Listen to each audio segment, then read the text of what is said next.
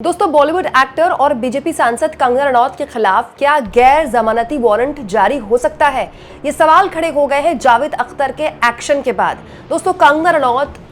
उन सांसदों में से एक हैं जो कि हाई प्रोफाइल सांसद हैं, बॉलीवुड की एक्टर हैं और वैसे भी अपने बयानों की वजह से चर्चा में रहती हैं। तो कल से संसद का सत्र शुरू हो रहा है और संसद का सत्र जब भी चलेगा, हमेशा वैसे भी जब चलता है तो इस तरह के हाई प्रोफाइल सांसदों के इर्द गिर्द मीडिया का फोकस रहता है। लेकिन सवाल ये कि एक तरफ अब कल कंगना रनौत से तमाम तरह के मीडिया के लोग सवाल पूछेंगे और एक तरफ कंगना रनौत के खिलाफ देश के मशहूर राइटर, पोएट और लिरिसिस्ट जावेद अख्तर कोर्ट चले गए हैं ये कहते हुए कि कंगना के खिलाफ एक्शन हो, कंगना के खिलाफ गैर जमानती वारंट जारी किया जाए। दोस्तों, ये पूरा का पूरा मामला क्या है और इस केस में कंगना रनौत के लिए कैसे मुश्किल खड़ी कर रहे हैं जावेद अख्तर, ये सब कुछ मैं आपको शॉर्ट फॉर्म में जल्दी बताने वाली हूँ। दरअसल 20 जुलाई को कंगना रनौत को इस पूरे के पूरे मामले में दोस्तों कोर्ट में पेश होना था और वो नहीं आई। कोर्ट में उनको पेश होना था, वो नहीं आई, जिस पर जावेद अख्तर के वकील ने कहा कि अब कंगना रनौत लगातार कोर्ट में पेश नहीं हो रही हैं तो उनके खिलाफ गैर जमानती वारंट जारी हो। हालांकि इससे पहले जब उनके खिलाफ वारंट जारी हुआ था तो कंगना आई थी कोर्ट में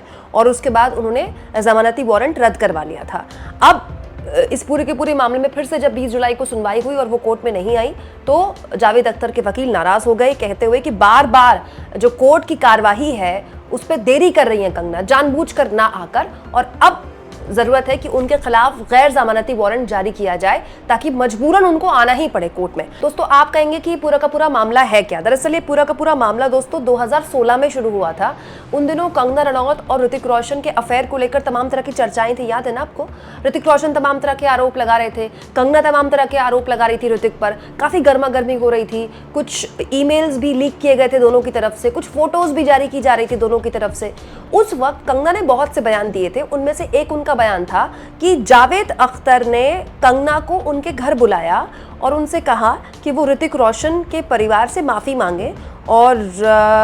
ये भी कहा कंगना ने कि जावेद अख्तर ने कंगना को धमकी दी कि अगर उन्होंने ऋतिक रोशन के परिवार से माफी नहीं मांगी तो जावेद अख्तर उनका करियर खत्म कर देंगे। इस पूरे के पूरे कंगना के बयान को जावेद अख्तर ने बहुत ही सख्ती से लिया और वो कोर्ट चले गए कहते हुए कि बिल्कुल झूठा बयान है, और इस बयान से कंगना ने उनकी मानहानि की है। और मानहानि का केस तब से लगातार जावेद अख्तर कंगना के खिलाफ चला रहे हैं, जिसको लेकर लगातार कंगना की मुश्किलें बढ़ रही हैं। हालांकि इस पूरे के पूरे मामले में दोस्तों कंगना के वकील ने कहा है कि 9 सितंबर 2024 यानी कि आने वाली 9 सितंबर को जब इस पूरे मामले